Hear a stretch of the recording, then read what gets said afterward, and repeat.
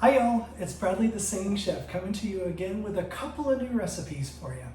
Now I promised that not everything was going to be laden with Crisco and butter and beef fattening. So today we're going to actually make two of my favorite side dishes. Both of them are fruit salads. However, it's not your typical mama's fruit salad. One is lots of summer berries and watermelon. The other one has some strawberries as well as some peaches in it. So I've got all my fruit washed up and ready to go, so let's get going. All right, the first one I'm gonna make, I usually make this around the 4th of July because it's kind of colorful with reds and blues. The first thing I'm gonna do is I'm gonna cut up some strawberries. Now, strawberries are in both of these recipes.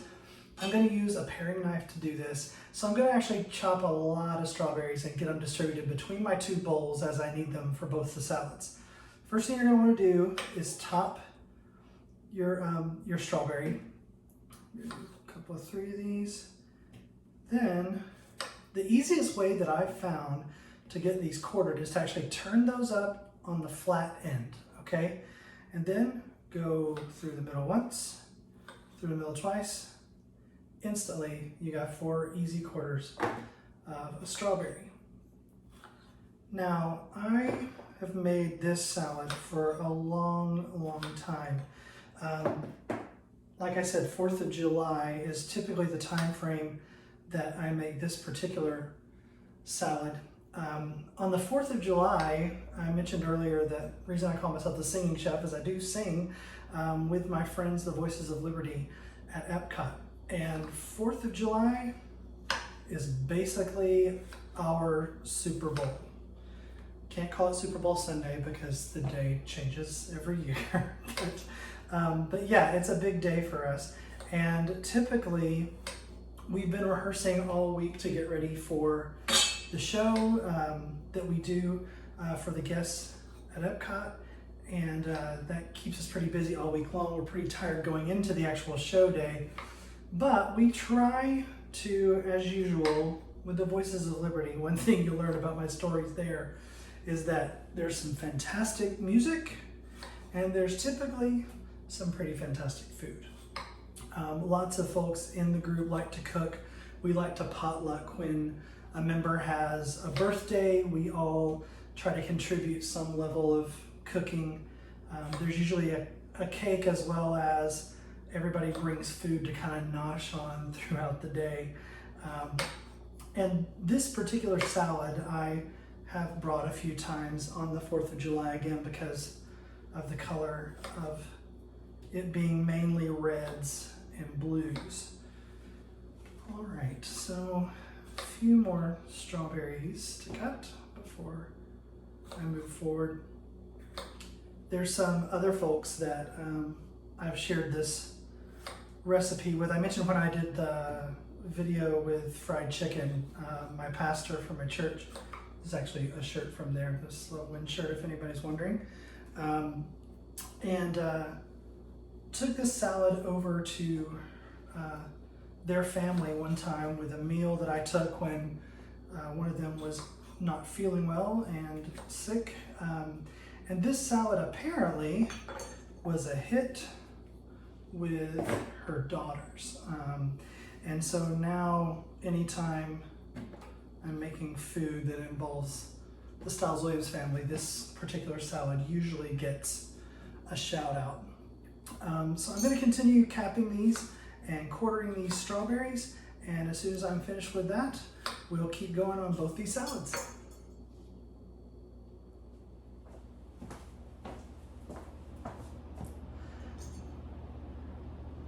Okay, so I am capping and quartering my last few strawberries. I used two 16-ounce containers of strawberries kind of split them between the two salads. The one with the watermelon, I think, probably needs more than the second salad that I'm going to make today. But it's up to you. Depends on how much you like strawberries, I guess. All right, so that's the last strawberry going in the bowl. All those are quartered and capped. I just put my caps in a throwaway bowl over here. So smaller bowl, that's for the second salad we're going to make. That's my strawberries. Here's a larger bowl for the first salad that we're making today, which is our red, white, and blue salad. So, done with that paring knife for the most part. Great, let's get going. So, the next thing that I want to make for the red, white, and blue salad, which really doesn't have any white in it, it's just red and blue.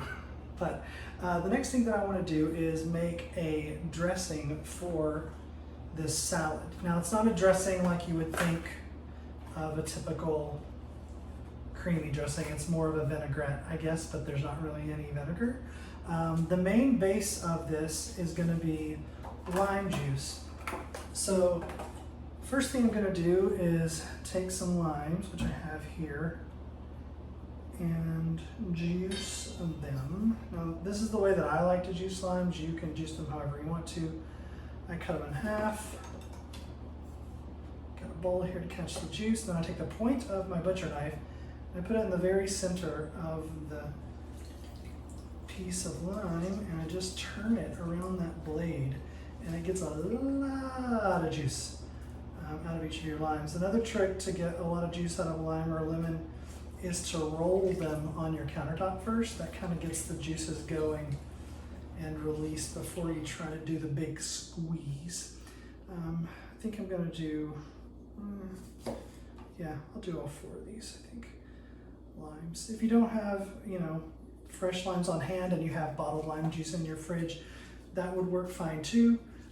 I just prefer the fresh squeeze of the lime juice. And it really doesn't take all that long.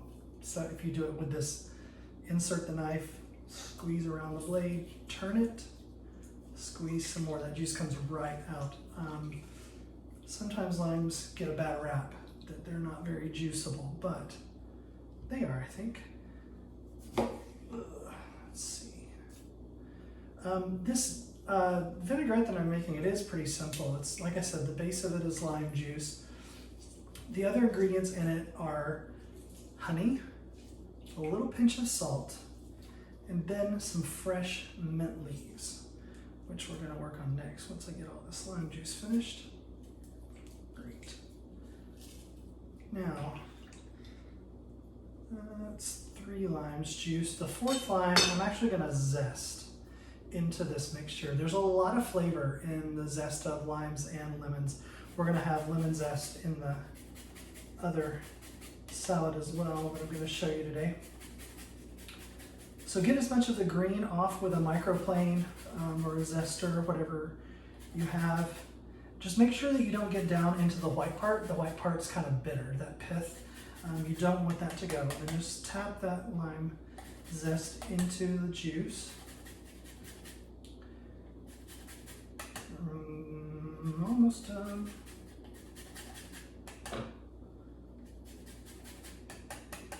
Yeah, I think that's pretty good. Check the bottom of your microplane. There may be a little bit more zest there. You can pinch off and put in there. Great, so I'm going to cut this last lime in half. Same procedure as before. Stick it in the middle, squeeze.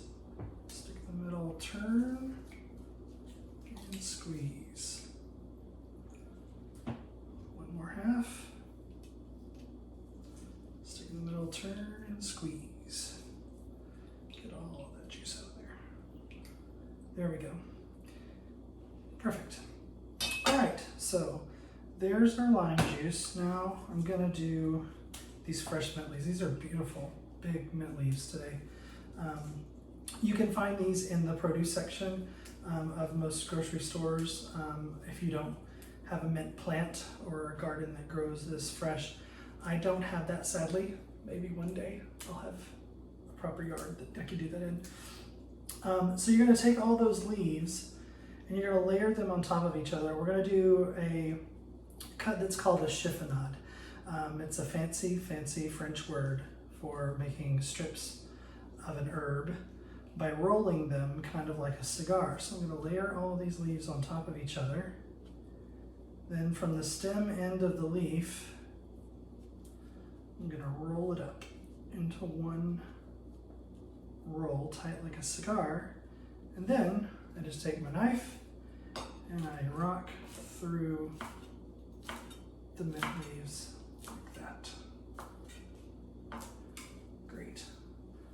That is one ribbon chiffonade au mint.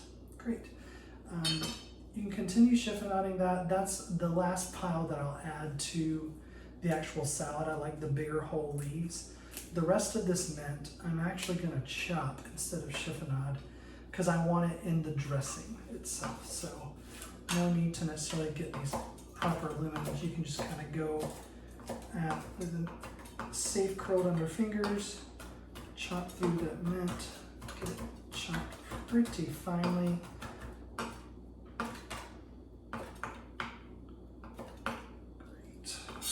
A little bit more.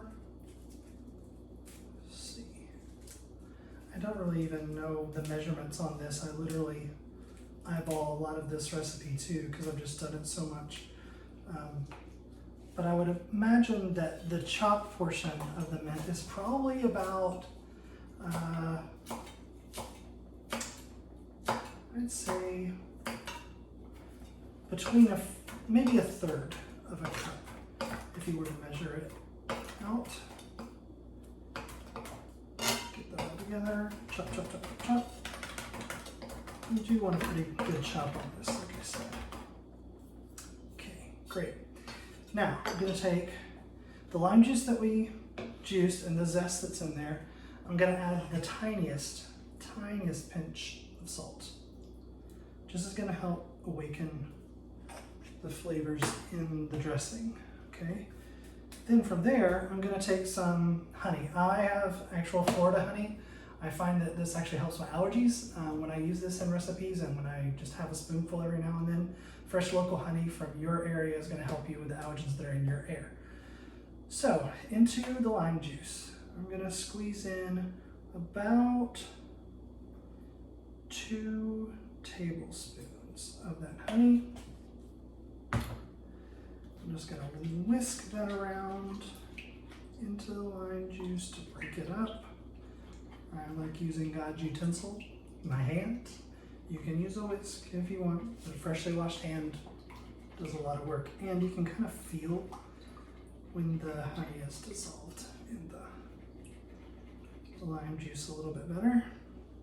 Now, to that, I'm going to add at least a pinch of this freshly chopped mint. Another reason that I don't like to use a whisk on this is I found when I did try to use a whisk and I put the mint leaves in with the honey, it just got all goopy and stuck to all the little things of my whisk. So this sort of by hand method seemed to work better for me. Lots of mint. It's gonna look like a lot, but trust me, you're gonna want it once you put it over the dressing. Great, okay, so to our bowl that has all the quartered and capped strawberries, I'm gonna do 1 quick drizzle of honey, just to help sweeten those in case there's a few sours in the bunch. Then, to that, I'm going to add some chunks of watermelon. I love watermelon. This is another fruit that was always in my grandparents' garden when I was growing up. I go visit them in the summertime in Alabama, and they had this really ice cold refrigerator, like colder than normal refrigerator temperature that was in this little side house, and they would put a watermelon from the garden in there and get it ice cold, and then it was so hot in the summertime, and so they would take that out and they would just slice it, and we ate salt on our watermelon. I don't know if that's a normal thing for other people, but that's something that we did to bring out the sweetness. So we dashed a little salt on. Everybody got their own, butter knife to slice in down to the rind, and just ate at the picnic table outside because it was usually messy and juicy and awesome. Anyway, lots of good watermelon memories. So I'm going to take this container of watermelon. I'm going to put in sort of just as much of the chunks as look to be an even amount of watermelon to the strawberries that we did. All right, so those go in. If there are seeds, it's no big deal. I mean, you can spend the time to take them out, but it's not terrible if they're in there. Great, okay, so one more red part. That is these fresh raspberries, okay? I'm gonna put them in last, and here's why. They are far more delicate than anything else that's in this salad, so I don't want those to totally get crushed. I still want people to be able to see the whole raspberry in the salad, so I'm gonna wait on that. Next comes the blue part. This is the only blue part of this version. I've also put blackberries sometimes in this salad in the summertime. Those are great too, but for today I'm just doing blueberries. Feel free to add blackberries if you've got those handy and they are fresh and ripe. So in goes probably, I don't know, 3/4 of this pint.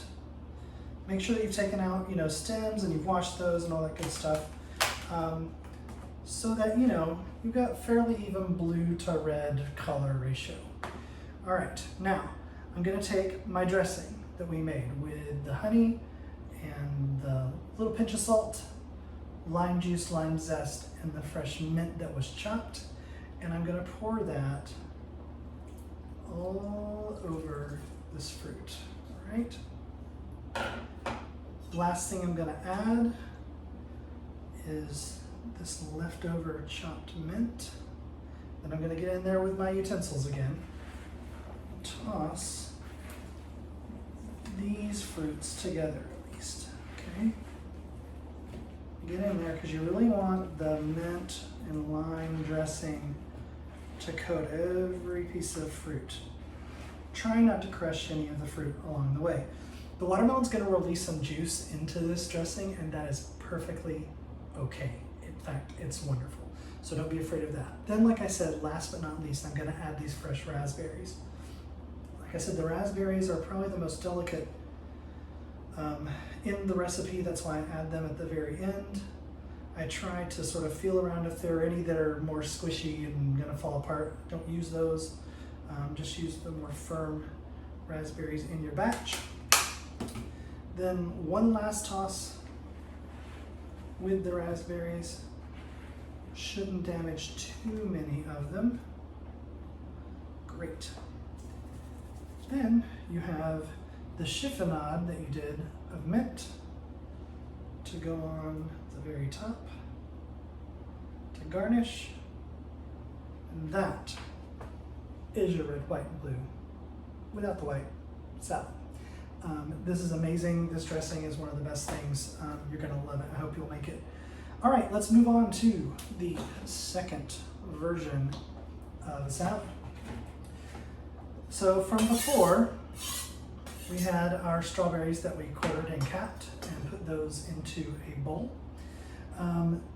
This salad is going to use peaches. It's a peach, strawberry, and basil salad, okay? And it also has a special guest star of goat cheese. Yes, that's right, goat cheese. All right, so let's put this peach slice around the pit, kind of like you would an avocado. Twist it, just like an avocado, it should open. You don't need to stick the knife in the seed like you would an avocado when you're splitting it. You can literally just pick it right out of the center. Done and done. Then in our see you later bowl, now I'm gonna do, I think, at least 2 of these peaches. Find that center, curve around, twist and release. Easy. Then you're gonna take out, there's a stem on this one, the center pit, just dig underneath there, grab that. Okay, so just like with the strawberries, the easiest way that I found for slicing a peach is with that flat side of the inside of the peach face down. Now I'm looking to try to get the pieces of the peach about the same size as the quarters of the strawberries that we did earlier. So the easiest way I've found to do that is to make slices first through, just like that. Definitely want to make sure your knife is pretty sharp to get through that. But cutting through that skin first is actually easier than if you tried it from the other end and the skin last. For some reason, it just works a little bit better. So still flat side down, still got your slices that you just did together. Curl your fingers back so that they don't get hit by the blade. And then you're just gonna rock your knife through to make these little dices of peach. Great. Those can go right into, that's about the size we're talking, right into the bowl that has, oops, got that in there that I didn't need to. Right back into the bowl that has the strawberries. It's okay to have the peel on these. That's totally edible, so no fear that you need to peel these peaches in any way before you try doing this slice. So again, we're gonna slice through all the pieces.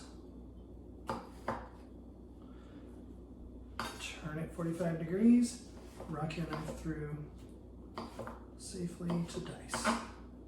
Once you get to the end, you can kind of flip those over on the side. It'll help you get through that last bit. Let's see, all right, that's one peach. Done, yeah, I think we need another one for sure. So once again, slice down the length of the peach. Turn 45 degrees, rock your knife through, just like that. Flip that last edge over so you can get that last dice. I guess I could also talk about the best way to hold a knife. I think sometimes knives intimidate people in the kitchen. Once you start cooking and chopping and dicing and chiffonading and all those things enough, you're gonna get more comfortable. But the best thing I can tell you is to make sure you have a firm grip on the knife so that it doesn't slip out of your hands. If you'll take your forefinger and your thumb and you'll actually pinch the blade, the bottom of the blade, and then curl your other 3 fingers around the handle, that is the most safe and easy way to hold your knife without any slippage. And then, as I was saying, after I do these slices and I'm ready to dice, a rocking motion is the easiest to let the blade do the work. So you'll rock like this through those peaches, real easy, simple way to dice. That's true for any veg or fruit, honestly. As far as that rocking motion, you know, when you're chopping onions, I know that like fancy chefs get all crazy and start doing this. No danger. I would just call that the wrong way to slice or dice anything. All right, so with this particular salad, the dressing, if you can believe it, is even simpler than the last one. So this one, instead of using mint, we're gonna use basil. Now, the story behind me creating this salad was actually my good friend from St. Luke's, my church, Katie Slack. She offered, one day she saw that I posted on Facebook that I made homemade Oreo ice cream. Don't worry, that recipe's coming, but today's healthy day, so no ice cream today. Anyway, she saw that I had made some homemade ice cream because I posted a little video of me making it and or at least churning it in the churn. She was like, I want that. So anyway, I said, well, come to my front door and I'll, do a handoff. I'll give you guys a little to-go cup. She and her husband, Jeff, came by with their little baby and grabbed a to-go cup of Oreo ice cream. Now, what I wasn't expecting was she decided to actually pay me in kind because she had just been to a local farm here that grew fresh peaches, and she also had some fresh basil from her own garden. So she brought me this beautiful thing of peaches and a sack of fresh basil, and so I was like, gosh, what can I do with this? And so I thought, well, I like basil and I like peaches. What other fruits do I have? I have some strawberries. Let's make a salad. So that's what I did, and that's how I kind of came up with this recipe. All right, we're gonna do the same process with the basil that we did with the mint. We're gonna do a chiffonade on that. So roll, roll, roll, roll, roll. I missed a leaf, so I'm gonna have to roll again. Hey, I'm human.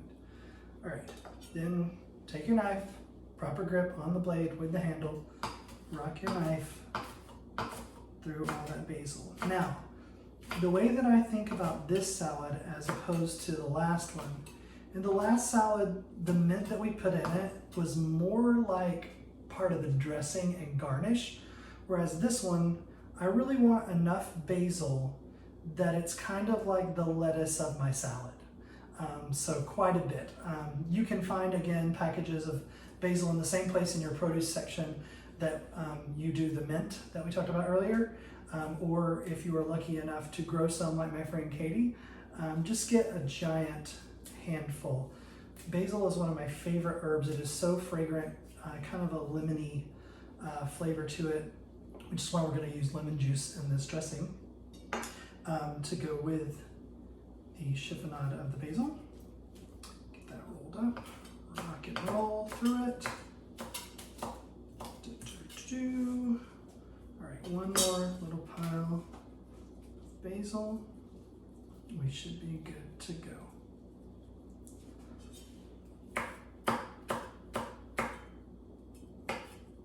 All right, great. Put that basil over to the side for now. Now, we are going to next take our honey, which we use for the other salad, and we're just going to dress the fruit, the peaches and the strawberry, with the honey, okay? That's going to just drizzle over the top all of that fruit. Maybe a good tablespoon and a half or so. Great. I'm going to let that sit for a second. Now, next, the special guest star, the goat cheese. Take this top off. What I'm going to do is I'm going to pour out onto my cutting board a little pile of goat cheese. It's probably about 2 tablespoons maybe of crumbled goat cheese. Then I'm going to take my lemon and roll it to get some juices going in it. And then I'm going to use that microplane or zester to put the zest directly onto the top of the goat cheese on the cutting board. Basically, we're making lemon goat cheese. All you really need for that to happen is the zest, okay? Because there's so much flavor in that zest, the juice isn't really that important to the goat cheese. Don't know if you can see, I wish I had a close-up for you, but you've got like this powdering of this yellow, beautiful zest over the top of the white goat cheese. Grab the back of that. Great. Now, I'm gonna cut my lemon in half.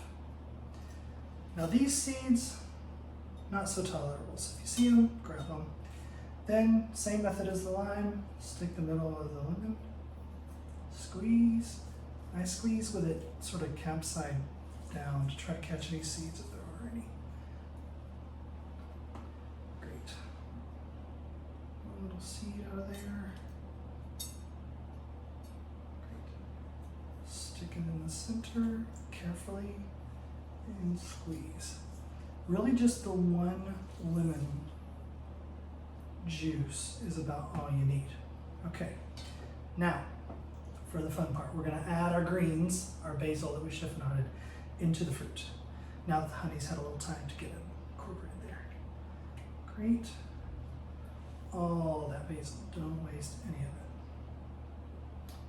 Then, last but not least, how can we do this? There we go. We're going to take all of that goat cheese with all of that lemon zest, put it right in that bowl. Yep. A little toss. That cheese is going to melt into that dressing. All that basil, peaches, and beautiful peaches. And that is my strawberry peach, goat cheese, and basil salad. I hope you'll try both these recipes. I think you'll enjoy them. They're super fresh and beautiful flavors. I think you'll really enjoy them for your summer. Thanks so much for joining Bradley the Singing Chef.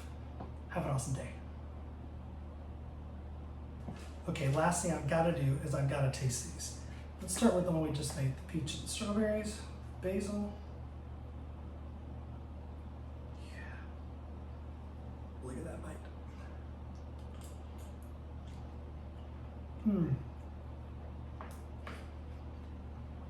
It's crazy how much the lemon zest actually helps that goat cheese. Goat cheese is like the creamy element in the dressing along with the honey, but you can totally taste the flavor of lemon with just one lemon juiced in there and that zest that's in the goat cheese. And this red and blue salad, I mean, I know what it tastes like, but I gotta have some. A little bit of watermelon, a little bit of blueberry. Oh, this is gonna be an obnoxious bite.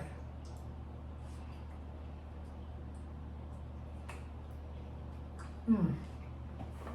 So fresh, so tasty. You've got to try these. I hope you enjoy them. Thanks for joining me.